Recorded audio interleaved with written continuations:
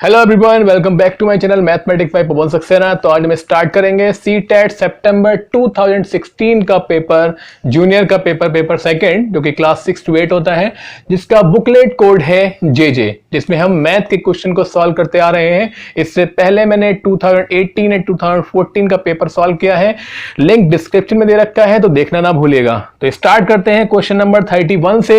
31 दे रखा है the mean of mode, median and range of the data is. देखिए हमारे पास डेटा दे रखा है, क्वेश्चन नंबर है हमारे पास 31, 2 1 2 3 3, इसके बाद है 6 4 8 6 4 8 14 9 4 एंड 8 4। देखिए जब भी आप इस तरह से मीन मीडियन मोड जब फाइंड कर रहे हैं तो डेटा को थोड़ा सा 2 लाइन या 3 लाइन में लिख लेंगे। इससे क्या होगा, जब हम काउंटिंग करेंगे ना असेंडिंग या डिसेंडिंग ऑर्डर में लगाने की, तो हमें नंबर फाइंड करने में आसानी रहेगी। और मैथ के क्वेश्चन है, कुछ क्वेश्चन ऐसे होते हैं जो आप देखते ही आंसर लगा सकते हैं, कुछ क्वेश्चन में 1-2 मिनट लगते हैं हमारे।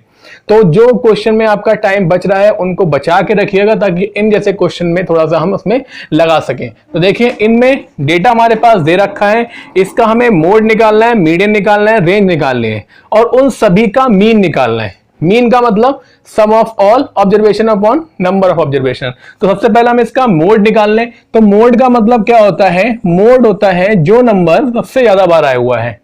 तो देखिए इसमें सबसे पहले हम इस डेटा को असेंडिंग या डिसेंडिंग ऑर्डर में लगा लें। सबसे छोटा नंबर हमारे पास 1 दे रखा है, 14 है इसमें, तो यहां पर आ जाएगा 1। इसके बाद देखिए 2 दे रखा है, 1 2 2 टाइम्स। इसके बाद 3 दे रखा है, 1 2 2 टाइम्स। इसके बाद 4 दे रखा है, 1 2 3 टाइम्स। इसके बाद दे रखा है 6, फिर है 8 2 टाइम्स है, फिर है 9, फिर है 14। आप सभी डेटा को काउंट कर सकते हैं, जितने आपके इसमें जितने हो उतने होना चाहिए, ताकि हमारा कोई कैलकुलेशन गलती ना हो। 1 2 3 4 5 6 7 8 और 8 5 13, और इधर 3 3 6 2 8 और 8 5 13। मीन्स हमारा डेटा अब असेंडिंग ऑर्डर में लग चुका है। हमें मोड निकालना है। मोड का मतलब जो नंबर सबसे ज्यादा बार आया हुआ है। तो देखिए इसमें 4 सबसे ज्यादा बार आया हुआ है, तो मोड क्या हो जाएगा, हमारा 4 हो जाएगा। क्लियर। इसके बाद निकालना है हमें मीडियन। मीडियन का मतलब होता है कि मध्य का नंबर, है ना। अब इसमें मीडियन का फॉर्मूला होता है इवन और ऑड, दो अलग अलग होते हैं। तो मैं दोनों फॉर्मूले यहां पर लिख रहा हूं। जब हमारे n इवन हो, n का मतलब होता है इन सभी का काउंटिंग। यहां पर तो n कितना है, 13 है, मतलब ये हमारा ऑड नंबर है। तो जब इवन होता है तो मीडियन का फॉर्मूला होता है n/2 th टर्म और n/2 + 1 th टर्म, और इन सभी का एवरेज का मतलब 2। और जब ऑड होता है तो n = ऑड पे क्या होता है, मीडियन। तब ऑड में बहुत आसान होता है कि n + 1/2 th टर्म। th इसलिए लगाते हैं कि n की वैल्यू लगाने के बाद जो सॉल्व होके आएगा, th मतलब उस नंबर का टर्म। क्लियर। तो यहां से हमारा मीडियन हमें फाइंड करना है। तो n 13 है, तो हमारा ये ऑड वाला लगेगा। तो 13 + 1/2 th टर्म। मैं क्वेश्चन में यहां पर समझा रहा हूं इसलिए ज्यादा टाइम लग रहा है, आपको एग्जाम में इतना टाइम लगने वाला नहीं है। क्लियर। तो यहां से देखिए 7th टर्म आ गया, तो 7th यहां से काउंट कर लें। अब ये तभी लगा सकते हैं जब आपका असेंडिंग ऑर्डर में। यहां पर 7th काउंट मत कर लेना, क्योंकि यहां गलत हो जाएगा। तो 3 और 3 6 और ये 7। तो हमारा जो मीडियन है वो भी कितना आ गया, 4 आ गया। इसके बाद रेंज निकालनी है हमें। तो रेंज क्या होती है, रेंज मीन्स होता है प्रसार। मीन्स मैक्सिमम नंबर में से आपको मिनिमम वाला घटाना होता है। तो मैक्सिमम सबसे बड़ा नंबर देखिए, इसमें असेंडिंग ऑर्डर में लगाने से का ये फायदा है, हमें मैक्सिमम वाला मिल गया 14 और मिनिमम मिल गया 1। तो यहां से इनका रेंज आ गई 13। तो इसमें क्वेश्चन में पूछ रहा था कि मोड, मीडियन एंड रेंज का मीन निकालना है। तो हमने मोड भी निकाल लिया, मीडियन भी निकाल लिया, रेंज भी निकाल लिया। अब इन तीनों का मीन निकालना है। तो मीन का मतलब क्या हो गया कि आप इन सबको ऐड करेंगे। 4 मोड हो गया, मीडियन भी 4 हो गया, रेंज हो गया 13, और ये कितने नंबर है टोटल, 3। 3 से हम इसे कर देंगे डिवाइड।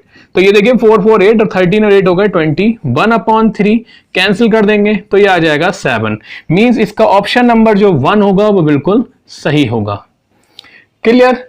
नेक्स्ट क्वेश्चन है उसके बाद पेडागोगी का है, some student of a class are repeatedly not able to do well in the mathematics examination and test as a teacher you would. कि एक शिक्षक के रूप में आप क्या करेंगे।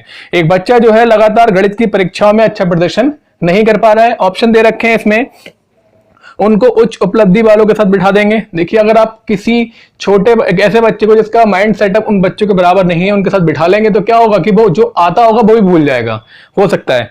अच्छा ना करने के परिणाम को समझाएंगे, अच्छा ना करने के परिणाम को समझाएंगे। एक परिणाम को समझाना और उसको दिमाग में बिठाना कि हम ये क्वेश्चन कैसे करा रहे हैं, दोनों अलग अलग चीजें हैं।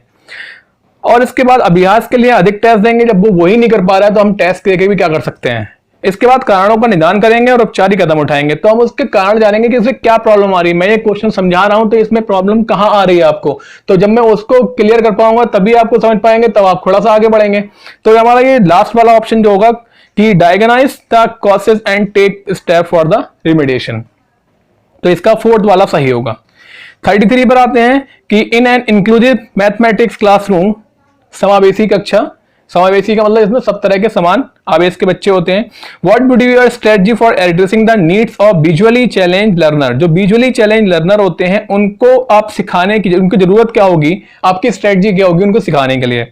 पहला है pair them with the high scorer in the mathematics. भाई कि आप गणित में उच्च अंक प्राप्त करने वाले उनके साथ जोड़ बना देंगे, वो तो बिल्कुल ही फेल है। डिजाइन करेंगे alternate teaching learning and assessment method, और उनके लिए वैकल्पिक अध्ययन, अध्यापन, अधिगम और आकलन पद्धति की भी अधिकल्पना करेंगे। बिल्कुल हम यही करेंगे कि हम उनको कैसे उनको अलग अलग तरीके से सिखा सकते हैं, अलग अलग पॉइंट अपना दिखाएंगे कि उनको कैसे वो उनको समझ में आता है, तो हम वही यूज करेंगे।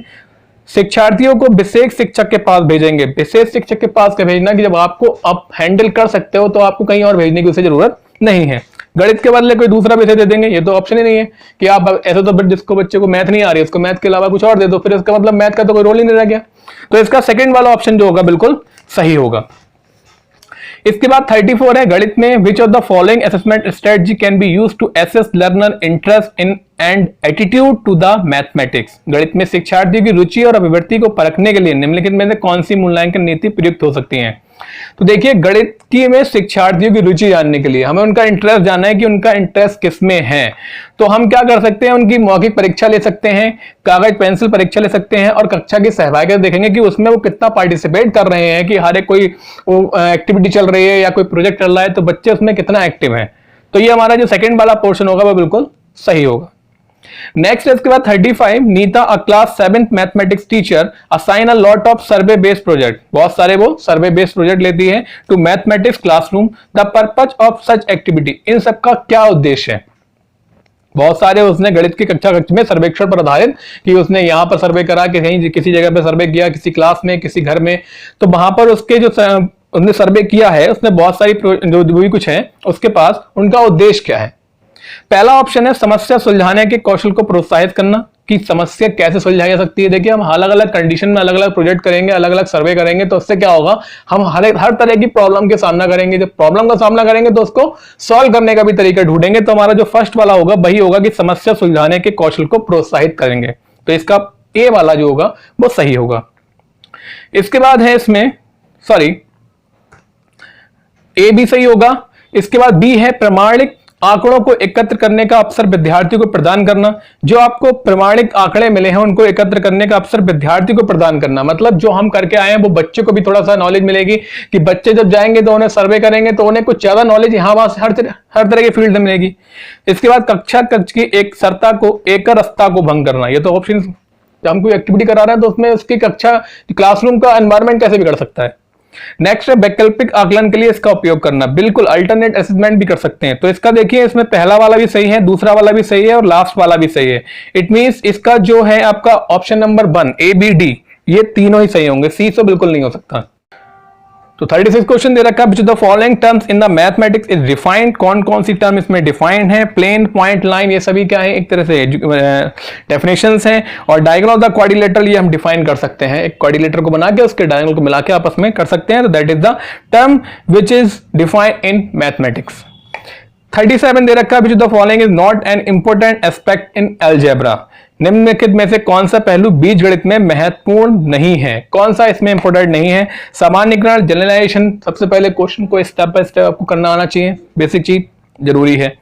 मानसिक चित्रण, विजुअलाइजेशन, जब आपका दिमाग में वो सारी चीजें चल रही होंगी तो आप वहां वो पॉइंट तो आपका कैसे इंपॉर्टेंट नहीं हो सकता है ना, तो सेकंड वाला भी नहीं हो सकता।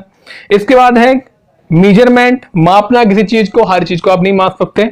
और ट्रांसपोजिशन, क्रम परिवर्तन भी करके देखेंगे अपने, तो वो भी इंपॉर्टेंट है। तो थर्ड वाला ऑप्शन जो हमारा वो हमारा इंपॉर्टेंट नहीं है, तो ये इसका 37 का सी वाला ऑप्शन सही होगा। नेक्स्ट आता है 38 वाले क्वेश्चन पे, गणित में प्रश्न रखने का अर्थ है। Problem posing in mathematics means, तो पहला वाला है विषय वस्तु में से प्रश्नों का सृजन करना, मतलब creating problems from the content. प्रश्नों को हल करने में असमर्थता, इनेबिलिटी टू सॉल्व प्रॉब्लम्स। कक्षा में संदेह प्रस्तुत करना, raising doubt in the class. And solving problem, प्रश्न हल करना। तो गणित में प्रश्न रखने का अर्थ क्या है? मतलब कोई भी बच्चे को अगर कोई प्रॉब्लम हो रही है, उसे कोई कंफ्यूजन है, संदेह आ रहा है किसी क्वेश्चन में, तभी वो क्वेश्चन रखेगा। इट मींस कि थर्ड वाला जो ऑप्शन होगा, कक्षा में संदेह प्रस्तुत करना, raising doubt in the class, is the correct answer. गणित की अच्छी पाठ्य पुस्तकों में होते हैं बहुत सारे। A good mathematics text book contain a lot of. तो यहां पर देखिए, जब बहुत सारे क्या होंगे, पहला दे रखा है प्रमेय और उनकी उत्पत्ति, थ्योरम एंड प्रूफ्स। समन्वेषण के लिए प्रश्न, क्वेश्चन फॉर एक्सप्लोरेशन। अभ्यास प्रश्न, क्वेश्चन फॉर प्रैक्टिस। हल किए हुए उदाहरण, वर्क आउट एग्जाम्पल। देखिए, जब आपको एक एग्जाम्पल, अब मैं क्वेश्चन ये करा रहा हूं, इसका मैं एग्जाम्पल आपको 2-3 तरीके से दूंगा, तो आपको कंफर्म वो क्वेश्चन समझ में आ जाएगा। तो ये जो जितने ज्यादा इसमें हल किए हुए उदाहरण मिलेंगे, जितने ज्यादा बच्चा उससे प्रैक्टिस करेगा और उससे ज्यादा वो सीखेगा। तो ये जो फोर्थ ऑप्शन है, तो वो अच्छी पाठ्य पुस्तक की क्वालिटी में आता है, तो इसका 39 का जो फोर्थ वाला ऑप्शन है वो सही होगा। नेक्स्ट है इसके बाद 14, निम्नलिखित कथन पर विचार कीजिए। Consider the following statement, every odd natural number is a prime number. हर एक ऑड नेचुरल नंबर एक प्राइम नंबर होता है। प्रत्येक विषम प्राकृतिक संख्या एक अभाज्य संख्या है। Which of the following method of proof can be used to disprove the above statement. आप इसे किस तरीके से प्रूव कर सकते हैं? देखिए, जैसे हम प्रूव करते थे कि √3 एक प्राइम नंबर है 9th क्लास में, 10th क्लास में √3 एक प्राइम नंबर है। तो यहां पर हम क्या करते थे? कंट्राडिक्शन से, मतलब हमने उसका उल्टा लिया कि मान लेते थे कि वो परिमेय संख्या है, अपरमेय नहीं है, परमेय है, और लास्ट में जाके वो उल्टा प्रूव होता था कि कंट्राडिक्शन से। ये हमारा क्या हुआ? कंट्राडिक्शन जो हमने स्टेटमेंट माना है वो गलत है। इसलिए ऐसे क्वेश्चंस जिनमें क्या रखा है, एवरी ऑड नेचुरल नंबर, देखो ऑड क्या हो गया, 1 3 5 7 9, 9 भी ऑड है, नेचुरल भी है, ऑड भी है। क्या ये प्राइम नंबर है? 9 प्राइम नहीं है भाई, 9 के फैक्टर हो सकते हैं 1 3 9। तो यहां पर ये तो प्राइम नंबर नहीं है। तो इस क्वेश्चन को हम सॉल्व कर सकते हैं प्रतिवाद द्वारा उत्पत्ति, जिसे कहते हैं प्रूव बाय कंट्राडिक्शन। तो इसका फर्स्ट वाला ऑप्शन जो होगा बिल्कुल सही होगा। 41 पर आते हैं, गणित में दुश्चिंता के लिए निम्नलिखित में से कौन सा घटक उत्तरदायी नहीं है? The following is not a contributing factor responsible for the mathematic anxiety. मतलब गणित में दुश्चिंता, एंजाइटी जो होती है, उसके लिए उत्तरदायी कौन सा नहीं है? तो पाठ्यक्रम उत्तरदायी है, विषय की प्रकृति, सब्जेक्ट की नेचर जो वो भी उत्तरदायी है, परीक्षा पद्धति बिल्कुल, लेकिन जेंडर वहीं से लेकर कहीं तक नहीं आता। भाई बच्चे क्लास में सभी तरह के हैं, मैथ में लड़की भी तेज हो सकती है, लड़का भी तेज हो सकता है, तो इसमें ये जो जेंडर वाला ऑप्शन है वो बिल्कुल गलत है। तो यहां पर ये इसका सी वाला ऑप्शन जो बिल्कुल सही होगा। तो क्वेश्चन नंबर 42 पर आते हैं, which the following number does not lie between -5/6 and 7/8। इनमें से कौन सा नंबर जो है वो इन दोनों के बीच में नहीं आ रहा है? बहुत ही सिंपल सा तरीका एक ये है कि 5/6 पहला नंबर दे रखा है, माइनस का 5/6 एंड 7/8। एक तरीका तो ये है, देखिए -5/6 और 7/8 को आप रेशनल नंबर डेसिमल में कन्वर्ट कर लीजिए। 6 से हम 5 को डिवाइड कर लें, तो 6 से जब 5 को डिवाइड करेंगे, पॉइंट लगाएंगे, 0 बढ़ जाएगा, 6 7 जा 42, 6 8 जा 48, 2 बचेगा, पॉइंट लगा हुआ है, 0 बढ़ जाएगा, 6 3 जा। तो पहला नंबर तो आ गया हमारा माइनस का 0.83, है ना। अब इस नंबर को भी कर लें, 8 से 7 को डिवाइड करेंगे तो पॉइंट लगेगा, हो जाएगा 70, उसके बाद 8 7 जा 56, 8 8 जा 64, और 8 9 जा 72, 64 बचेगा, 6 पॉइंट लगा हुआ है, हो जाएगा 60, और 8 7 जा। तो ये नंबर आ रहा है प्लस का 0.87। अब इन दोनों के बीच में कौन कौन से नंबर आ सकते हैं, अब आपका जो ऑप्शन है उनको 1 बाय 1 करके आप चेक कर लीजिएगा कि कौन सा इसमें नंबर आ रहा है। तो पहला है 11/12 माइनस का 12 से जब 11 को डिवाइड करेंगे तो आ जाएगा हमारा 12, 9 जा 108 मतलब माइनस का 9 पॉइंट लगा के वो भी। तो देखिए माइनस का 9 ये 0.83 है, 12 से इसे डिवाइड करेंगे तो इसमें देखिए 0.8 है, ये नंबर लाइन बना ली मैंने, यहां पर है माइनस का 8, यहां पर है प्लस का 8 और यहां है 0 और ये पॉइंट में है, इट मींस अभी 1 तक भी नहीं पहुंच रहा है ना। तो यहां पर देखिए 0.-9 क्या ये इसमें क्वेश्चन में पूछ रहा है कि कौन सा नंबर इसमें लाई नहीं करेगा, है ना। तो ये देखिए 0.9.8 के बाद आएगा, इसका मतलब ये नंबर तो लाई नहीं कर रहा है, पहला ऑप्शन हो गया। सेकंड भी चेक कर लीजिए 5/6 से 5/6 से डिवाइड करा तो कितना आ जाएगा, पॉइंट लगाएंगे हो जाएगा 50 और हो जाएगा 6 8 जब 48 बचेगा इसमें, उसके बाद 2 बचेगा और 6 3 18 और ये हमारा आ रहा था 0.87। तो 0.87 से पहले तो आएगा ये, इसका मतलब ये नंबर तो इनके बीच में आ रहा है। नेक्स्ट है माइनस का 17/24, इसको भी आप डिवाइड कर सकते हैं और इसके बाद माइनस का 3/4। पॉइंट चेक कर लीजिए कि इन दोनों नंबर के बीच में आ रहा है या नहीं। तो पहला ही ऑप्शन जो है वो नहीं आ रहा है, इसमें कहा गया माइनस का 11/12, ये नंबर ऐसा है जो इनके बीच में नहीं आ रहा है। इट मींस पहला ऑप्शन जो होगा उसका सही हो जाएगा, ऑप्शन नंबर 1। क्लियर, सिंपल सा है। नेक्स्ट है उसके बाद द रेसिप्रोकल ऑफ, तो क्वेश्चन दे रखा है रेसिप्रोकल का मतलब होता है उल्टा। तो यहां पर दे रखा है माइनस का 3/8 की पावर -2 मल्टीप्लाई माइनस का 4/5 की पावर -3। क्लियर, इसका हमें रेसिप्रोकल दिखाना है तो पहले तो इसे सॉल्व करना पड़ेगा और सॉल्व करने के बाद देखिए पहले माइनस की पावर को प्लस कर लें तो 3/8 को उल्टा करेंगे तो ये हो जाएगा 8/3। कोई भी माइनस की पावर है अगर आप उल्टा कर देते हैं तो वो पावर हो जाती है प्लस की। ऐसा इसमें करेंगे लेकिन इस माइनस को चेंज मत कर देना, माइनस का 5/4 रहेगा और ये हो जाएगा प्लस का 3। अब देखिए ऑप्शन नंबर 1 में ऊपर आ रहा है 9, इसे और थोड़ा सॉल्व कर लीजिए। ये हो गया 8 × 8, ये माइनस हम यहां लगा दें, 5 आएगा 3 टाइम्स और अपॉन में 3 × 3 और 4 आ रहा है 3 टाइम्स। सॉल्व कर लें, 4 4 4 2 जा 8 और 4 2 जा 8 और ये 2 2 जा 4। तो ऊपर नंबर आ रहा है हमारा 555 मतलब 125 और नीचे आ रहा 3 3 जा 9, तो माइनस का 125/9। तो ऑप्शन नंबर हमारा जो हो जाएगा, अभी भी ऑप्शन नहीं आया है, ये हमारा ये सॉल्व करके आया है। अब इसका रेसिप्रोकल मतलब इसका उल्टा, तो इसका उल्टा कर दें तो माइनस का ये उल्टा हो जाएगा। तो ये ऑप्शन नंबर हमारा जो थर्ड होगा वो सही होगा। तो जल्दी में आप ये सॉल्व करके इसका आंसर मत लगा दीजिएगा, क्वेश्चन को बहुत ध्यान से पढ़िएगा, रेसिप्रोकल पूछ रहा है। नेक्स्ट क्वेश्चन है उसके बाद 44, ये था हमारा 43।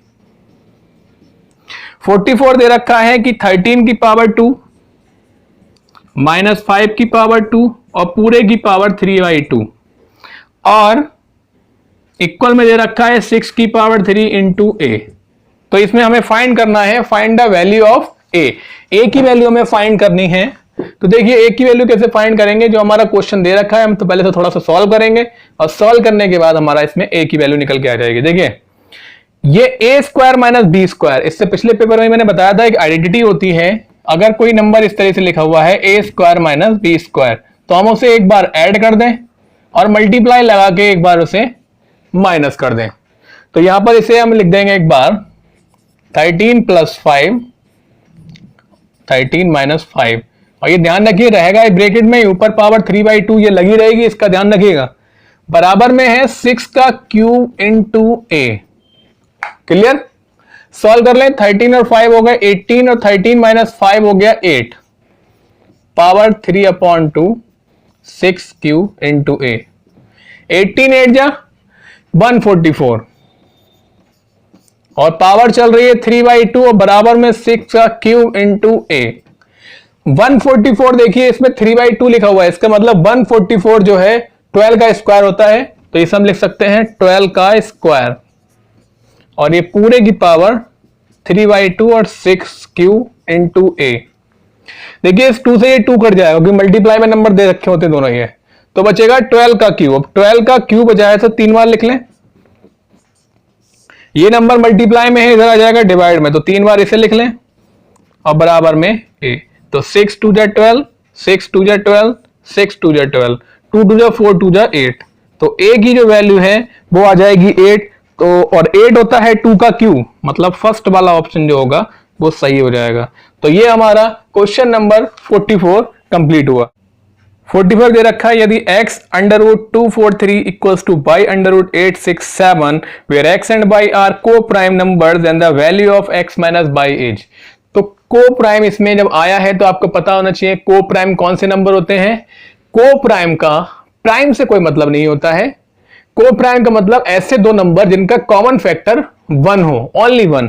तो यहां पर हमारा ये 9 है और ये हमारा 14 अगर ले लेते हैं हम, तो दोनों में से कोई भी नंबर प्राइम नहीं है, लेकिन ये इन दोनों में से कोई भी कॉमन नंबर भी नहीं है। भाई जो नंबर 9 को काट सकता है वो नंबर 14 को नहीं काटेगा, जो 14 को काट सकता है वो 9 को नहीं काटेगा, इसलिए ये दोनों आपस में कैसे हैं, को प्राइम। तो ध्यान रखिएगा, मतलब ऐसा कोई 1 के अलावा कोई भी कॉमन नंबर नहीं हो। तो x √243 इक्वल्स टू y √867, हमें फाइंड करना है x माइनस y। तो ये देखिए यहां से 243, इसका मतलब है इसके फैक्टर कर ले हम, तो ये 7 का क्यूब होता है, 7 का क्यूब होता है, नहीं 7 का क्यूब नहीं होता है, 243। इसके फैक्टर कर लेते हैं हम, तो 3 से डिवाइड करेंगे, 3 8 जा 3 1 जा 3 का होता है, 3 3 9, 9 3 27, 27 3 जा 81 और 81 3 जा हो गया यहां पर 243। 8 6 7 को कर लेते हैं, ऐड कर लें, 6 और 7 13 और 13 और 8 हो जाएगा हमारा 21, मतलब ये भी 3 से डिवाइड हो जाएगा। तो 3 से इसके फैक्टर करें, तो 3 2 जा 6, 3 8 जा 24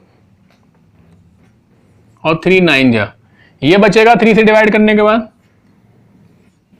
फैक्टर कर लीजिए इस तरीके से, 3 2 जा 6, 3 8 जा 24, 3 9 जा, 3 से नहीं कटेगा अब ये 2 8 9, ये होता है 17 का स्क्वायर।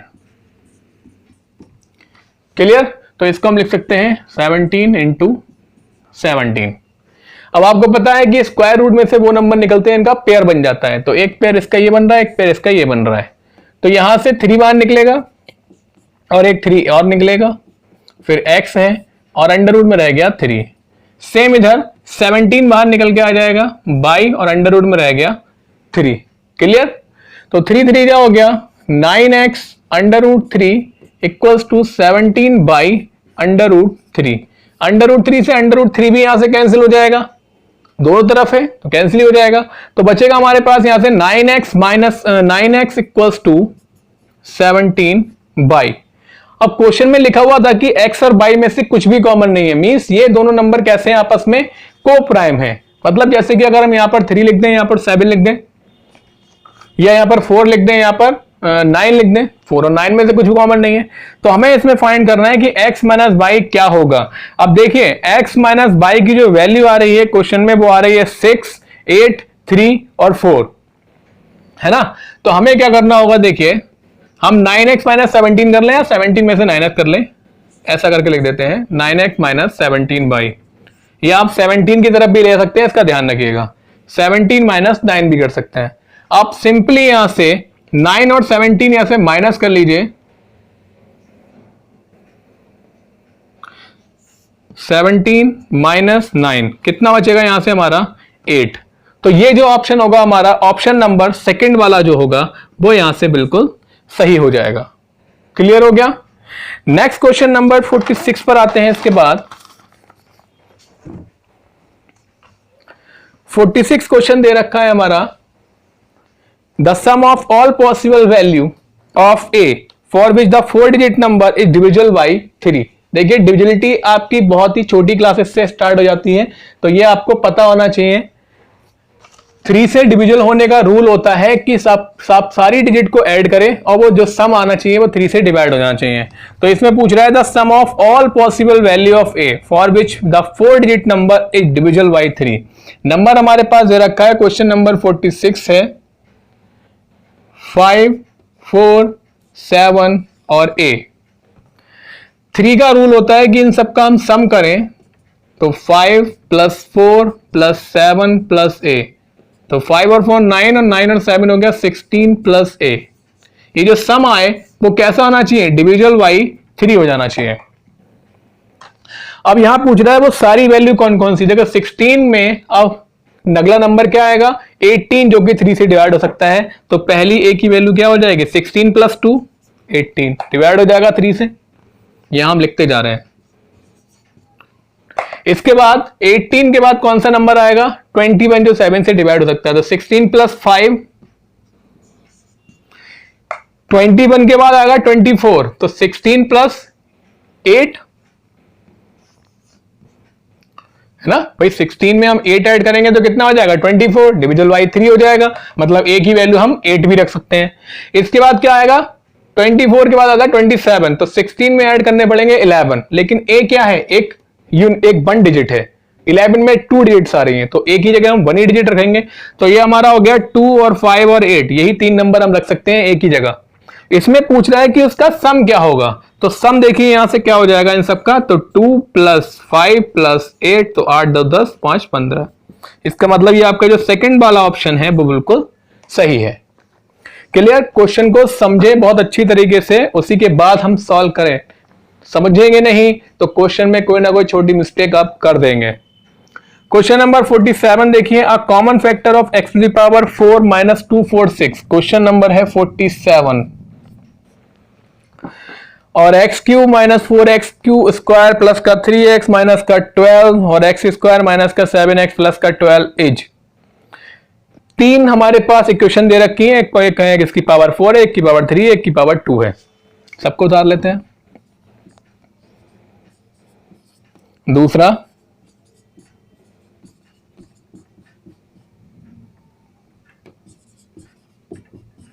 तीसरा, अब इसमें पूछ रहा है कि कौन कौन सा ऑप्शन सही होगा। ऑप्शन हमारे पास दे रखे हैं, एक तो है x + 3, x - 3, x + 4 और x - 4।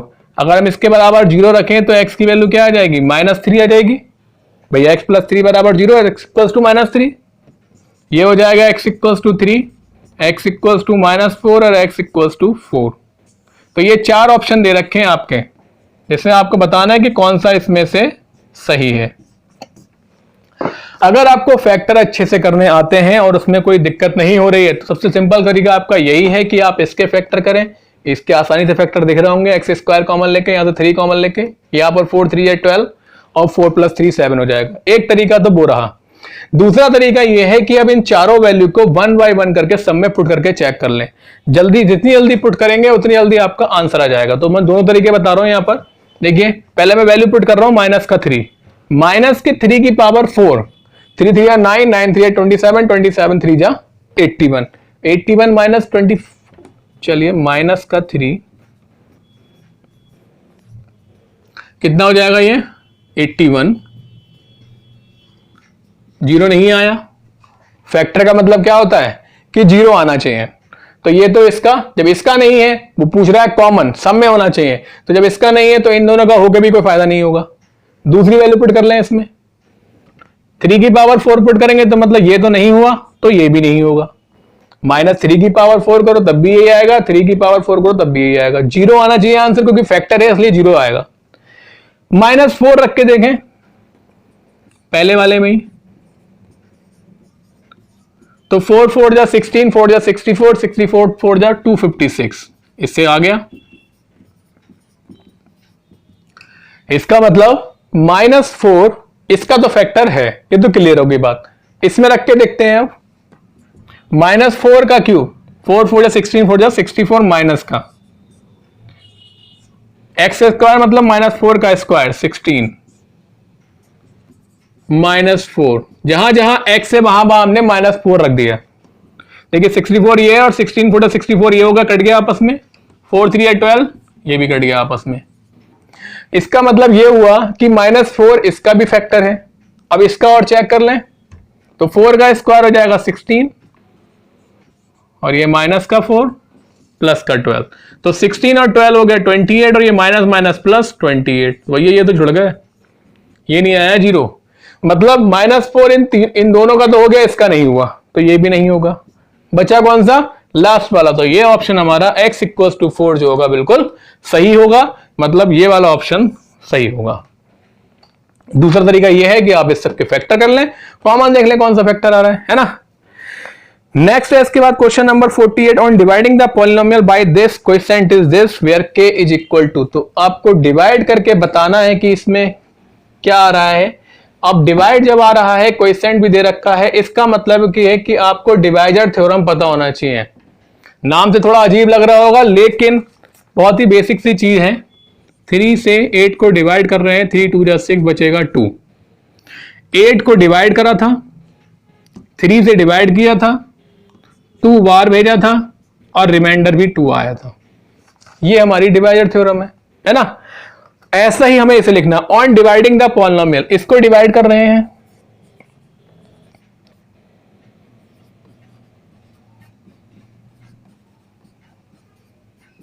ठीक है, 4x + 1 से डिवाइड कर रहे हैं, डिवाइजर। द क्वोशिएंट इज, ये हमारा क्वोशिएंट आ रहा है, मतलब ये मल्टीप्लाई में आएगा। Where k = on dividing the polynomial this by this the quotient is this where k = remainder नहीं दिया हुआ, इट मींस इसका मतलब ये हुआ कि आपको ये इसमें रिमाइंडर क्या आ रहा है, 0 आ रहा है। बहुपद को देने पर, बहुपद को इतने से भागफल देने पर जो k की वैल्यू आ रही है वो क्या आएगी, मतलब इसमें क्या है कि हम इसको जब डिवाइड करें इससे तो क्या आना चाहिए आंसर, रिमाइंडर हमारा 0 आना चाहिए। तो देखिए हम इसको पहले करेंगे इससे डिवाइड 4x + 1 से, क्योंकि ये दोनों मल्टीप्लाई करके ये आ रहा है, इसका मतलब ये इसको कंप्लीटली सेटिस्फाई कर देगा। 4x + 1 से डिवाइड कर दीजिए, 8x³ 6x² + 10x + 3 डिवाइड करना आना चाहिए। 4 की जगह 8 लेकर आना है, मतलब 2 टाइम जाएगा और x की जगह x³ है तो स्क्वायर लगेगा, तो 2x², 2x² की 4x से मल्टीप्लाई की तो 8x³ और 2x² की 1 से की तो 2x²। फिर लगाते हैं, जैसे डिवाइड में माइनस करते हैं तो माइनस माइनस ये कैंसिल, क्योंकि ऊपर वाला प्लस का है नीचे वाला माइनस का है, ये कैंसिल हो चुका है। माइनस का 6 और माइनस का 2 हो जाएगा माइनस का 8x² प्लस का 10x। अब 4x को बनाना है माइनस का 8x², मतलब 2 टाइम भेजना है और x भी भेजना है, तो माइनस का 2x। तो ये तो ऐसे ही आ गया, माइनस के 2x की 1 से करेंगे, फिर से माइनस माइनस, ये माइनस माइनस प्लस और ये भी प्लस हो जाता है। नीचे वाला साइन अगर माइनस का है तो ऊपर वाले साइन चेंज होंगे, जैसे ये माइनस का था तो ये माइनस का हो चुका, तभी तो इससे कटा, ये भी कैंसिल, ये हो गया 12x + 3, तो 4 3 जा 12, तो प्लस का 3 टाइम्स आएगा, तो 3 4 जा 12 + 3 बन जा 3, दोनों माइनस करेंगे दोनों कट जाएंगे, तो डिवाइड करने पर आ गई हमारी इक्वेशन 2x² माइनस का 2x प्लस का 3। अब ये नंबर जब इससे डिवाइड हो गया तो ये इससे भी तो डिवाइड होगा 2x² प्लस k से, तो अब ये दोनों इसके फैक्टर हैं, इसने इसको डिवाइड कर दिया, अब जो बचा है वो इससे भी तो डिवाइड हो जाएगा, तो 2x² प्लस k से डिवाइड करेंगे, 2x² माइनस का 2x प्लस का 3, 1 टाइम में ही चला जाएगा क्योंकि 2x² दोनों जगह है, प्लस का k, माइनस माइनस कैंसिल, तो ये आ गया माइनस का k माइनस का 2x प्लस का 3, रिमाइंडर क्या आना चाहिए था, 0 आ गया ये, तो ये मतलब 0 के बराबर रखेंगे, तो ये माइनस का k उधर जाके हो जाएगा प्लस का, तो यहां बचा 3 - 2x, तो जो k की वैल्यू क्या आ जाएगी 3 - 2x, that is option number 3 जो है वो हमारा सही है। क्लियर। तो थोड़ा सा इसमें फैक्टराइजेशन चैप्टर ज्यादा दिया हुआ है। एक और क्वेश्चन है इसके बाद, क्वेश्चन नंबर है इसमें 49 जो कि इसी तरीके का है। तो देखिए आपको डिवाइड मल्टीप्लाई फैक्टर करने आना चाहिए जब आप जूनियर का पेपर दे रहे हैं। इट मींस आपको 8 तक का मैथ थोड़ा सा अच्छा सा आना चाहिए, नहीं तो आप प्रैक्टिस करिए, प्रैक्टिस करके आप बहुत अच्छे से अच्छे क्वेश्चन को सॉल्व कर सकते हैं, प्रैक्टिस ही करवा सकती है इन क्वेश्चन को सॉल्व। क्वेश्चन नंबर 49 है। अब इसके बाद 49 दे रखा है 9x स्क्वायर माइनस प्लस का 15 माइनस का x, और दूसरा नंबर है माइनस का 1 माइनस का x प्लस का x स्क्वायर के गुणनफल में यदि दिस के गुणांक से हैं तो इनके मान निकालिए। देखिए मल्टीप्लाई आना चाहिए आपको इसके लिए, और इसकी मल्टीप्लाई करनी है।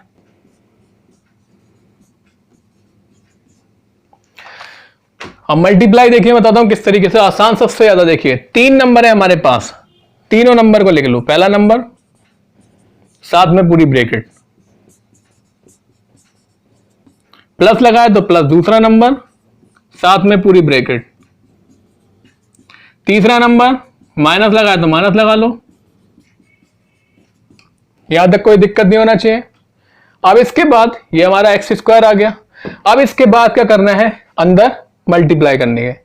अगर बाहर प्लस है तो अंदर जो साइन जैसे हैं वैसे ही रहेंगे, उसमें हमें कोई चेंज नहीं करना है। 1 बार भेजेंगे तो सेम माइनस का आ गया, फिर माइनस का। एक्स स्क्वायर ये है और एक एक्स ये है, तो एक्स की पावर हो जाएगी 3, 2 और 2 हो जाएंगे 4। क्लियर। 15 की 1 से तो माइनस का 15, माइनस का 15x और माइनस का 15x स्क्वायर। सबके आगे 15 लगा दिया हमने, साइन कोई चेंज करा नहीं है, ये प्लस का रहेगा। माइनस से बाहर सबके साइन चेंज हो जाएंगे, मतलब ये प्लस का हो जाएगा, दूसरा नंबर प्लस का, तीसरा माइनस का। x से मल्टीप्लाई कर रहे हैं तो यहां आ गया x, यहां हो गया x स्क्वायर और यहां हो गया x क्यूब। क्लियर हो गया। अब सबसे बड़ी पावर, उसके बाद से छोटी पावर, उसके बाद उससे छोटी को लाइन से लगा दें। पहला नंबर है 9x4, ये पहला नंबर हो गया। इसके बाद क्यूब वाला देखिए, माइनस का 9x क्यूब और माइनस का x क्यूब हो गया माइनस का 10x क्यूब। स्क्वायर वाले देख लें, 15x स्क्वायर और एक x स्क्वायर होगा 16, 16 में से 9 क्या बचेगा, 7x स्क्वायर। x वाले देख लें, माइनस का 15x प्लस का x हो जाएगा माइनस का 14x। अब नंबर बचे हमारे पास तो माइनस का 15 ही है। क्लियर हो गया। अब क्वेश्चन में दे रखा है कि a है x क्यूब का गुणांक, तो x क्यूब का कोफिशिएंट है -10, तो ये हो गई a की वैल्यू। b है x स्क्वायर का मतलब 7, c है x का गुणांक मतलब -14, और इन्हें सॉल्व करना है a प्लस b माइनस सी। तो a की वैल्यू माइनस का 10, b की वैल्यू 7 और c की वैल्यू माइनस का 14। देखिए माइनस यहां लगा हुआ है ऑलरेडी, और c की वैल्यू भी माइनस की है, तो ध्यान रखिएगा इसका। इसको माइनस हटा के आंसर आ रहा है, इसका भी ध्यान रखिएगा। यहां आपको लगेगा कि हाँ मेरा आंसर आ गया तो टिक लगा देना कहीं, तो यहां पर माइनस है तो माइनस का 10 प्लस का 7 और ये माइनस माइनस हो गया प्लस। 14 7 21 में से 10 क्या बचेगा 11। तो ये हमारा ऑप्शन नंबर 11 जो फर्स्ट वाला पार्ट है वो हो जाएगा। और देखिए अगर आपने माइनस ही लगने दिया तो माइनस का 14 आएगा, माइनस का 14 प्लस का 7 बचेगा माइनस का 7 और 10 हो जाएगा 17, वो भी ऑप्शन में दे रखा है। तो देखिए आपकी जो गलती आप कर सकते हैं, उन्हें पता है कि आप कहां गलती करेंगे, तो वो भी ऑप्शन में जरूर दे रखा होता है। तो क्वेश्चन में बिल्कुल भी गलती नहीं करिएगा। अब आते हैं इसके क्वेश्चन नंबर 50 पर।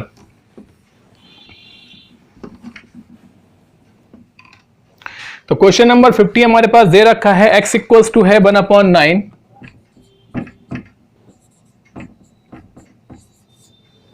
और y इक्वल्स टू है माइनस का 3/4। तो हमें यहां पर एक व्यंजन दे रखा है, इसकी वैल्यू फाइंड करनी है। एक्सप्रेशन दे रखा है 81x square plus 16y square minus का 72x/। तो देखिए ये सिंपल क्वेश्चन है, आप सिंपली इसमें वैल्यू पुट करिए, सॉल्व करिए और आंसर आ जाएगा। तो वहां से भी ठीक है। अगर आपको ये थोड़ा सा भी आप इसमें दिमाग लगाएंगे तो देखिए ये जो क्वेश्चन है, ये जो है बन रहा है एक फॉर्मूला। 81 होता है 9 का स्क्वायर और x स्क्वायर पे लगा हुआ है, तो इसे ऐसे लिख सकते हैं 16 बाई स्क्वायर ये लगा हुआ है 4 का स्क्वायर होता है, तो इसे हम ऐसे लिख सकते हैं। और 72x बाई इसे लिख सकते हैं 2 9 जा 18 4 जा 2 into 9x into 4 by, multiply करके देखिए ये आएगा। और ये फॉर्मूला किसका बन रहा है, ये बन रहा है a square plus b square minus का 2ab होता है a माइनस बी का होल स्क्वायर। तो ये बंद होके इतना छोटा सा बन जाएगा, मतलब ये बन जाएगा 9x माइनस का 4y का होल स्क्वायर। कितना छोटा सा हो गया, यहां पर अब वैल्यू पुट करेंगे थोड़ा सा बड़ा हो सकता है। 9 इंटू एक्स की वैल्यू है 1/9 माइनस 4 इंटू वाई की वैल्यू है 3/4 का होल स्क्वायर। 9 से 9 कैंसिल, 4 से 4 कैंसिल, तो 1 माइनस 3 का होल स्क्वायर माइनस 3 बचेगा माइनस का 2 का होल स्क्वायर बचेगा प्लस का 4। तो ये हमारा ऑप्शन नंबर बनेगा 9 इंटू 1 और ये हो जाएगा 3, 4 इंटू बाई माइनस का 3, सॉरी माइनस का 3 है यहां पर ये, तो ये माइनस माइनस हो जाएगा प्लस, तो 3 और 1 हो जाएगा यहां से हमारा 4 और 4 का स्क्वायर हो जाएगा 16। तो ऑप्शन नंबर हमारा जो फोर्थ होगा वो बिल्कुल इसमें सही होगा। थोड़ा सा मिस्टेक और आपका क्वेश्चन एक गलत। ध्यान रखिएगा कि माइनस का 3/4 है, तो माइनस का 3/4 करेंगे तो माइनस माइनस हो जाएगा प्लस, 4 से 4 कैंसिल हो गया, 3 बचा 1 3 4, 4 का स्क्वायर 16। नेक्स्ट क्वेश्चन नंबर आते हैं 51 पर। 51 एक कैलकुलेशन, मतलब एक इक्वेशन को बनाना है आपको, और इक्वेशन बनाने के लिए आपको अच्छी तरीके से क्वेश्चन को रीड करना होगा। रीड करेंगे क्वेश्चन तभी आप अच्छे से समझ सकते हैं। अभी की आयु अपनी बेटी की आयु से 2 गुना है। 5 वर्ष पहले उसकी आयु अपनी बेटी की आयु की 4 गुना थी। बेटी की वर्तमान आयु x है, तो इसमें से कौन सी इक्वेशन सही होगी। देखिए 51, अभी की आयु बेटी की आयु से 2 गुना है और बेटी की आयु कितनी है x, तो बेटी को मान लिया हमने x, तो अभी की आयु कितनी है इससे 2 गुना, मतलब हो जाएगी 2x। 4 साल पहले 5 साल पहले, अभी अगर अभी 2x का है तो 5 साल पहले मतलब 5 इसमें कम होंगे, तो ये हो जाएगा 2x माइनस 5, और बेटी की उम्र भी कम होगी x माइनस 5। जो अभी था वो अपनी बेटी का था 4 गुना, तो ये हो जाएगा 4 टाइम्स। तो देखिए ऑप्शन नंबर इसका फोर्थ वाला दिखाई दे रहा है, आगे सॉल्व करने की जरूरत भी नहीं है। क्वेश्चन को अगर आप समझेंगे तो बहुत आसानी से कर सकते हैं, और क्वेश्चन को आपने नहीं पढ़ा अच्छे से तो आप वहीं पर गलती कर देंगे। क्वेश्चन नंबर हो जाएगा इसके बाद 52 दे रखा है 8 वर्ष at a sum of 6250 at 8% per annum compounded annually after 2 whole 3/4 years amount to this। Principal दे रखा है, कंपाउंड इंटरेस्ट का क्वेश्चन है, ध्यान रखिएगा कंपाउंडेड एनुअली लगा हुआ है, 8th क्लास का क्वेश्चन है। फॉर्मूला होता है amount equals to principal 1 plus r upon 100 to the power n। अब यहां पर सम दे रखा है, मतलब प्रिंसिपल दे रखा है 6250 1 प्लस, और इसके बाद इसमें दे रखा है r की जो वैल्यू है, r का मतलब होता है रेट, जो कि दे रखा है 8 अपॉन 100 की पावर n, और n दे रखा है 2 होल 3/4। अब इसका ध्यान रखिए, जब भी हमारे पास टाइम रेशनल नंबर में दिया होगा तो आप ऐसा नहीं लगा सकते, तो 2 तो लगाएंगे आप यहां पर, और 8 के साथ मल्टीप्लाई करके जो 3/4 बचा उसे लगाएंगे यहां पर। क्लियर होगी बात, कि जो टाइम दे रखा था 2 होल 3/4, तो 2 लगाया हमने यहां पर, और 3/4 वो आएगा रेशनल के जो हमारा रेट दे रखा है उसके मल्टीप्लाई में। अब इसको सिंपली आप सॉल्व कर लीजिए, अमाउंट आ जाएगा 4 2 जा हो गया 8, यहां से काट लें 4 2 जा 8 25, इसे काट लें 50, तो ये हो गया 6250 1 प्लस 2/25, 25 में 25 और 2 हो गए 27 का स्क्वायर, 50 बन जाए 50 और 3 53/50। क्लियर। अब इससे सिंपली सॉल्व कर लें, 6250 इंटू 27 इंटू 27, तो 27 का स्क्वायर होता है 729 और ये हो गया 625, 53, 50। 625 से ये कट गया पूरा, एक जीरो से एक जीरो कट गया। 729 इंटू 53 मल्टीप्लाई कर लें। 3 9 27, 3 2 6, 6 2 8, 3 7 21, 5 9 45, 5 2 10 और 14, 5 7 35 और 1 36, 7 8 5 13, 4 और 5 और 6, 6 2 8 और 3। और इसको डिवाइड करना है हमें 5 से, तो 5 7 35 बचेगा 3, फिर 7 35 बचेगा 1, 2 जा बचेगा 3, तो 37 5 7 जा 0.2 लगेगा, 5 4 जा 20, तो 7727.4। और जो कि ऑप्शन नंबर है हमारा इसका फर्स्ट वाला 7727.4। कैलकुलेशन है थोड़ी सी और थोड़ा सा आपका इसमें फॉर्मूला यूज हुआ है, तो इसका फॉर्मूले का ध्यान रखिए। कंपाउंड इंटरेस्ट का फॉर्मूला है और इसमें ये लगता है, और अगर आपका टाइम ऐसे दिया हुआ है रेशनल नंबर में, तो जो 2 है वो यहां लगेगा, रेशनल नंबर जो लगेगा अगली ब्रैकेट में रेट के मल्टीप्लाई में। आते हैं अगले क्वेश्चन नंबर 53 पर। नेक्स्ट आते हैं क्वेश्चन नंबर 53 पर। A person marks his good 40% above the cost price and allow 40% discount on the marked price. His loss gain percent is। Question number 53 बहुत ही इंपॉर्टेंट क्वेश्चन है, कई बार आता है एग्जाम में। एक व्यक्ति अपने सामान पर अपने क्रय मूल्य से 40% अधिक पर अंकित करता है, मतलब मार्क करता है, ये मार्क प्राइस हो गया। एंड अंकित मूल्य पर 40% का बट्टा देता है, मतलब डिस्काउंट भी देता है। उसका हानि या लाभ प्रतिशत बताना है। देखिए मान लिया ऐसे क्वेश्चन में क्या करेंगे, जो कॉस्ट प्राइस होता है इतने में खरीदा उसने, 100 रुपीज में उसने खरीद लिया, क्लियर। 40% और ऊपर से उस पर मार्क प्राइस करता है। एमपी कितना हो गया भाई, अगर 100 माना है तो परसेंटेज निकालने की जरूरत नहीं होती है। 100 का 40% 40 होगा, तो मार्क प्राइस हो जाएगा 140। मतलब उसने क्या करा, 100 रुपए का खरीदा, 140 रुपए डाल दिया उस पर कि 140 रुपए का है ये। अब उसके बाद 40% का उसे वो डिस्काउंट देता है। इसका 40% निकाल लें। डिस्काउंट कितना हो गया, 40% ऑफ 140, 100 का मत निकालिएगा अब, तो 40% हटाएंगे अपॉन में 100 मल्टीप्लाई 1400, 0 से 0 कट गया, 56। तो डिस्काउंट उसने 56 का दे दिया, तो सेलिंग प्राइस कितना हो गया भाई, 140 रुपए का मार्क प्राइस था, उसने 56 रुपए का उसका डिस्काउंट दे दिया, तो कितना हो जाए, 10 में 6 गया बचेगा 4, और यहां बचा 13 में से 5 गया 84, मतलब उसने 84 रुपए का बेच दिया। अब भैया 100 रुपए का खरीदा था, 84 रुपए का बेच दिया, तो नुकसान ही होगा ना उसे। तो कितने का नुकसान हुआ उसे, तो 100 माइनस 84, तो कितना नुकसान हुआ उसे, लॉस हुआ है 16% का, जो कि ऑप्शन नंबर 1 इसका बिल्कुल सही है। समझ में आ गया, इतना टाइम नहीं लगने वाला है आपको क्वेश्चन को सॉल्व करने में, बहुत ही आसान है। नेक्स्ट क्वेश्चन नंबर है 54। तो 54 हमारे पास दे रखा है कि the angle of quadrilateral are in ratio. बहुत ही आसान, बहुत ही सिंपल, छोटी क्लास का क्वेश्चन।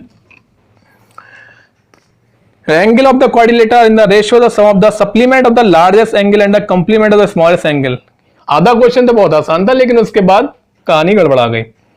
तो देखिए एंगल जो दे रखे हैं, हमने मान लिया कि एक 2x है, एक 3x है, एक 5x है और एक है 8x है। क्या, एक क्वाड्रिलेटर। क्वाड्रिलेटरल के चारों एंगल का सम होता है 360। इसका मतलब हम पहले यहां से x की वैल्यू निकाल लें कि एंगल हैं कितने के, तो ये बराबर में आ जाएगा 360। ये हो गया 3 2 5 5 10 और 8 18x, 18 2 जा 36, तो x की वैल्यू 20। एंगल हो गए 22 जा 40, 23 जा 60, 25 जा 100 और 28 जा 160। तो ये हमारे 4 एंगल आ गए, clear.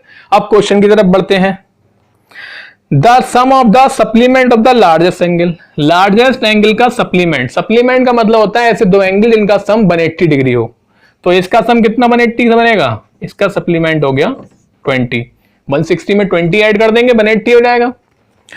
And the complement of the smallest. Complement का मतलब होता है जिन दो का सम 90 आ रहा हो। स्मॉलेस्ट का कॉम्प्लीमेंट, इसको में कितना जोड़े 90 आ जाए 50। इन दोनों का सम, तो 50 प्लस 20 कितना हो गया 70। तो 70 का मतलब हो गया फर्स्ट वाला ऑप्शन हमारा बिल्कुल सही है। क्वेश्चन नंबर 55 पर आते हैं। किसी समकोण त्रिभुज की दो भुजाओं की माप है 15 सेंटीमीटर एंड 17 सेंटीमीटर। एक राइट ट्राइंगल है। अब ये नहीं दे रखा है कि कौन सी साइड है 15 और कौन सी है 17। आपको पता है कि राइट ट्राइंगल में क्या लगता है, पाइथागोरस थ्योरम, हाइपोटेनस का स्क्वायर ये परपेंडिकुलर का स्क्वायर और बेस के स्क्वायर के बराबर होता है। ऐसा समझ लीजिए सबसे बड़ी वाली साइड का स्क्वायर बाकी दोनों बची हुई साइड्स के स्क्वायर के बराबर होता है। तो इसमें पूछ रहा है कि तीसरी वाली साइड इसमें से कौन सा कथन सत्य हो सकता है, कौन सा ट्रू हो सकता है। मतलब जरूरी नहीं है कि ट्रू हो सकता है। पहला, क्या ये 4 और 7 के बीच में होगी? इट इज बिटवीन 4 और 7 के बीच में आता है 5 और 6। तो 5 और 6 हमारे छोटे छोटे हो गए, इसका मतलब है कि 17 सबसे बड़ी हो गई। अब 17 का स्क्वायर बराबर होना चाहिए 15 के स्क्वायर के, या तो 5 का स्क्वायर या 6 का स्क्वायर के, है ना। तो 15 हो गया 22 25, ये हो गया 25 या तो होगा 36। भाई 25 जोड़ा तो हो गया 250, या 36 जोड़ा तो 6 5 11, 3 2 5 और 1 6 261, बराबर नहीं आ रहा है। तो इसका मतलब है कि हमारा फर्स्ट वाला ऑप्शन तो होगा नहीं। 20 एंड 23 के बीच में होगा, 20 और 23 के बीच में आता है 21 और 22। सबसे बड़ी साइड हो गई वो भाई, ये पहली, ये दूसरी, तो तीसरी इन दोनों से बड़ी आ रही है। इसका मतलब इसका स्क्वायर या इसका स्क्वायर इन दोनों के स्क्वायर के सम के बराबर होगा। 15 का स्क्वायर 225, 17 का स्क्वायर 289, दोनों को जोड़ दें 9 5 14 8 और 2 10 और 1 11, तो 4 और 1 5। अब 21 और 22 के अलावा 23 से पहले पॉइंट में भी बहुत सारे नंबर आ सकते हैं। 23 का स्क्वायर जो होता है वो होता है 576, नहीं 576 नहीं 529, करके देख लें। 3 3 9 3 6 6 4 9 12 सही है। तो 529 से तो पहले आ रहा है नंबर ये। इसका मतलब है कि जो नंबर है वो 21 जो यहां पर 20 और 23 के बीच में हो सकता है। जरूरी नहीं है कि परफेक्ट पूरा नंबर आ जाए, लेकिन हो सकता है कि 23 से पहले ऐसा पॉइंट में कोई नंबर हो जो कि इन दोनों के स्क्वायर के सम के बराबर हो। क्लियर है बात? तो ये बी भी सही है। 10 सेंटीमीटर से छोटी है, मतलब 10 से छोटी का मतलब हो गया कि 1 से लेके 9 तक। 10 से छोटी होगी मतलब सबसे छोटी नंबर वही हो गई 1 से लेकर 9 तक। सबसे बड़ी साइड कौन सी हो गई? 17। अब तो 17 का स्क्वायर 289 बराबर होगा 15 के स्क्वायर के प्लस 1 to 9 तक किसी भी नंबर के स्क्वायर के। तो सबसे बड़ा 9 है, 9 हो जाएगा 8, 9 9 जा 81, या 8 का स्क्वायर 81 या 64। इसको इसके साथ जोड़ेंगे 300 के पार चला जाएगा, नहीं हो सकता। इसको इसके साथ जोड़ेंगे, हो गया भाई। इसका मतलब है कि सी ऑप्शन भी सही है। तो इसका पहला जो ऑप्शन है जिसमें लिखा हुआ है कि बी एंड सी, तो पहला वाला ऑप्शन इसका बिल्कुल सही हो गया। अब आते हैं, थोड़ा सा देखिए दिमाग लगाना पड़ेगा इसमें कि आपको कि कौन सी राइट ट्राइंगल की कौन कौन सी प्रॉपर्टीज हैं इसमें जो इसको सेटिस्फाई कर रही हैं, है ना। बहुत ही ध्यान से देखिएगा तो बहुत छोटी छोटी सी बातें हैं जो मैं इसमें समझा रहा हूं, कोई बड़ी चीज नहीं है इसमें। राइट ट्राइंगल की बात चल रही है। अब आता है क्वेश्चन नंबर 56 पर। 56 ये रखा है, किसी त्रिभुज का एक कोण 110 है तो इसके अन्य दो कोणों के समद्विभाजक के बीच बने कोण का माप। और ये इससे पहले मैंने जो पेपर कराया है उसमें भी आया हुआ है क्वेश्चन ये। तो इस तरह के क्वेश्चन का ध्यान रखिए आप, इंपॉर्टेंट क्वेश्चन है ये। 110 है, अन्य दो कोणों के समद्विभाजक के बीच, मतलब इसका समद्विभाजक ये गया, इसका समद्विभाजक ये गया, और यहां जो कोण बन रहा है वो कितना होगा। ये हमेशा कितना रहता है इसका ध्यान रखिएगा। सीधा ये बी और ए मान लूं अगर इसे मैं, तो एंगल जो बी होता है वो एंगल ए बाई 2 प्लस 90 होता है। इसका ध्यान रखिएगा, डायरेक्ट आपको पता लग जाएगा। ए का आधा 110/2 प्लस 90, ये हो गया 55 और ये हो गया हमारा 145। मतलब ऑप्शन नंबर सेकंड सही है। डायरेक्ट आप चुटकियों में आंसर बता सकते हैं इसका। क्वेश्चन लेकिन ऐसा होना चाहिए कि ऐसा एक कोण दे रखा है और उन दोनों के समद्विभाजक के बीच बना कोण हमें फाइंड करना है। क्लियर हो गया? आगे बढ़ते हैं। एक त्रिभुज एबीसी में साइड दे रखी है, A B A C B C और पी क्यू आर में भी दे रखी है। एबीसी सर्वांग सम होगा कौन से भी ट्राइंगल के? 8 क्लास में है ये टॉपिक कॉन्ग्रेंस का। सबसे पहले हम जो पहला ट्राइंगल दे रखा है एबीसी उसको बना लें। पहले वाले ट्राइंगल का जैसे नाम लिखा है उसके अकॉर्डिंग हमें दूसरे का नाम लिखना है। ए बी है 4, बी सी है 6 और ए सी है 5, P Q R, P R है 4, पी क्यू है 5 और आर क्यू है 6। देखिए कैसे करेंगे, आप ऐसे स्टार्ट करिए कि पहले वाले ट्राइंगल का नाम दिया हुआ है ट्राइंगल एबीसी कॉन्ग्रेंस, दूसरे वाले का नाम लिखना है। मैंने बताया था कि ट्राइंगल का नाम लिखना आना चाहिए तो आप इससे कॉन्ग्रेंस बहुत आसानी से कर सकते हैं। कॉन्ग्रेंस करने के बाद नेम जो रह जाता है वो सबसे ज्यादा इंपॉर्टेंट है। सबसे पहले गए हम ए से बी के पास, ए से गए बी के पास, फिर बी से गए सी के पास, फिर सी से गए सी के पास। मतलब पहले आ गई 4 वाली साइड और फिर आई 6 वाली साइड। तो 4 वाली साइड ये है, 6 वाली साइड ये है। तो पहले जाएंगे आर के पास और फिर जाएंगे क्यू के पास, क्योंकि 5 की तो बात ही नहीं हुई। तो पी आर क्यू और ऑप्शन नंबर 4, कितना आसान था, क्लियर हो गया। नेक्स्ट आते हैं इसके बाद एक टंकी, a tank in the form of cuboid. Cuboid समझ रहे हैं आप, जैसे आपका पेंसिल बॉक्स होता है, बुक्स होती हैं, ये सब क्यूबाइड की शेप में आते हैं जो कि रेक्टेंगल से बनता है। ये हमारा एक रेक्टेंगल है और इससे हम क्यूबाइड बना देते हैं।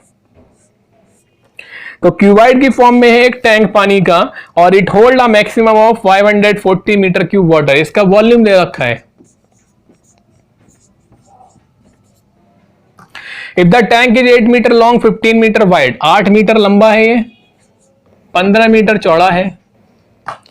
तो how many metre deep must be water be when the tank is 2/3 full. अगर टैंक 2/3 फुल है तो इसकी हाइट कितनी होगी, समझ में आ रही होगी बात। मतलब एल दे रखा, L B H equals to volume का कितना 2/3। भाई पूरा वॉल्यूम नहीं दे रहे हैं हम, पूरा वॉल्यूम लेते तो बी लिखते, वॉल्यूम का 1/3। तो हाइट कितनी होना चाहिए, तो एल है इसकी 8, बी है इसकी 15 और हाइट हमें फाइंड करनी है और वॉल्यूम है 540 और ये हो गया 2/3। इससे काट दें, 3 बन जा, 3 8 जा, 15 और 8 दोनों पहुंचेंगे अपॉन में, 15 बन जा 15, बचेगा 3, 15 2 जा, 4 2 जा 8, 4 3 जा 12, 2 से 2 गया तो ये आ गया 3। मतलब उस समय जो टंकी है उसकी ऊंचाई कितनी होना चाहिए, पानी उसमें होना चाहिए 3 मीटर। ऑप्शन नंबर फर्स्ट सही है। क्लियर हो गया होगा। आसान है लेकिन आपको इनके फॉर्मूले भी पता होना चाहिए कि भाई वॉल्यूम का फॉर्मूला होता क्या है क्यूबाइड का। आसान लगेगा उसके बाद आसान। ऐसा करिएगा कि आप क्या करें कि आप सभी फॉर्मूलों को एक पेपर पे, चार्ट पे नोट कर लीजिएगा और उसके बाद उसे बार बार देखिएगा कि बार बार देखने से क्या होगा, हमें उसे वो रिवाइज भी हो जाएंगे। क्वेश्चन नंबर 59 दे रखा है, 2 समबाहु त्रिभुज का क्षेत्रफल है। समबाहु का मतलब हो गया इक्विलेटरल ट्राइंगल, पहला ट्राइंगल और दूसरा ट्राइंगल। इनका एरिया दे रखा है 16/9। छोटे त्रिभुज का परिमाप 63 है। बड़े त्रिभुज की भुजा छोटे भुजा से कितनी अधिक बड़ी होगी। परिमाप का मान समझ लें, सबका सम। अब उसके लिए साइड भी होना चाहिए, तो पहले हम साइड निकालेंगे। भाई ट्राइंगल का एरिया का फॉर्मूला होता है √3/4 साइड स्क्वायर। तो S1 लिख लें और इसे भी √3/4 S2 स्क्वायर। 16 होता है 4 का स्क्वायर, ये होता है 9 का स्क्वायर। इतना तो कर सकते हैं हम। भाई इक्विलेटरल ट्राइंगल का एरिया पता होना चाहिए, इसके लिए √3/4 साइड स्क्वायर। कैंसिल, यहां से स्क्वायर आप दोनों तरफ से हटा दीजिए। S1/S2 equals to 4/3। क्लियर। अब इसमें कह रहा है कि जो छोटे वाले त्रिभुज का परिमाप है वो है 63 सेंटीमीटर। अभी इसमें हमारे पास साइड का रेशो निकल के आया है, साइड निकल के नहीं आई है। तो बड़े त्रिभुज की भुजा छोटे त्रिभुज से कितने अधिक बड़ी होगी। जो बड़ा वाला त्रिभुज है, मतलब ये बड़ा वाला होगा S1 वाली साइड वाला, ये छोटे वाले से कितना बड़ा है। ऑप्शन दे रखे हैं, कितनी अधिक बड़ी है, 5 7 3 4। छोटे वाले का परिमाप दे रखा है, तो देखिए यहां से क्या हो जाएगा, 3S1 इक्वल्स टू 4S2 हो जाएगा यहां से। और इसके बाद यहां से S1 का मतलब पहले वाले की साइड।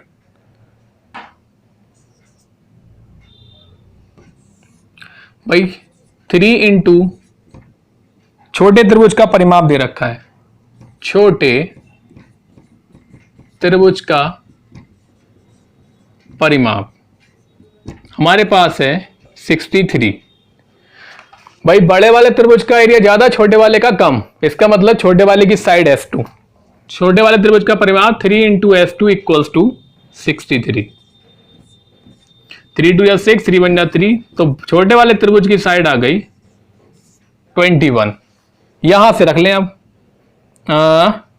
चलिए यही रख लेते हैं। 3 into S1 equals to 4 into 21, 3 से काट दें, 4 7 जा 28। वो कितनी बड़ी आ गई? 7 सेंटीमीटर ज्यादा बड़ी है। तो ये इसका सेकंड वाला ऑप्शन सही हो गया। क्लियर हो गया होगा। नेक्स्ट एंड लास्ट क्वेश्चन दे रखा है इसका 60 वाला।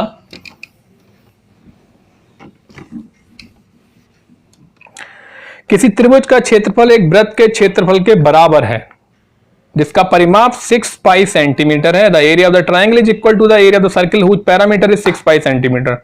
ट्राइंगल का बेस है 8 centimetre, then is corresponding height. Area of triangle बराबर है एरिया ऑफ सर्किल के। क्लियर। अब इससे पहले हमारे पास एक चीज दे रखी है, सर्किल का पैरामीटर दे रखा है 6 पाई। पैरामीटर का मतलब होता है सरकमफ्रेंस। सर्किल की जो चारों ओर की लंबाई होती है वो पैरामीटर कहलाती है। सरकमफ्रेंस दे रखा है इसका 6 पाई। सरकमफ्रेंस का फॉर्मूला होता है 2 पाई आर। तो भैया पाई से पाई कट गया, 2 से 6 कट गया, तो आर की वैल्यू आ जाएगी 3 सेंटीमीटर। सेंटीमीटर में दे रखा है, सही है। अब यहां लगा दें area of triangle 1/2 base into height, और एरिया ऑफ द सर्किल हो जाएगा पाई आर स्क्वायर। सॉल्व कर लें इसे। 1/2 इंटू बेस दे रखा है इसमें 8 और हाइट की जगह h, पाई की जगह पाई, आर की जगह 3 का स्क्वायर 3 इंटू 3, ये कट जाएगा 2 4 जा 8, ये हो गया 3 3 या 9 पाई अपॉन 4। 4 से काट लें, 4 2 जा 8, पॉइंट लगाएंगे 1 बन जाएगा, जैन हो जाएगा 4 2 जा 8, तो 2.25 पाई। इसका मतलब जो फर्स्ट वाला ऑप्शन आ रहा है वो बिल्कुल सही है। तो ये आपका लास्ट क्वेश्चन कंप्लीट हुआ।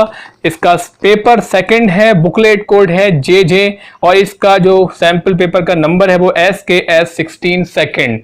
तो ये आपका सीटेट का सेकंड पेपर कंप्लीट हुआ। वीडियो अच्छी लगी हो तो प्लीज लाइक करिए, चैनल को सब्सक्राइब नहीं किया हो तो प्लीज चैनल को सब्सक्राइब करिएगा और ज्यादा से ज्यादा शेयर करिएगा। Thank you so much.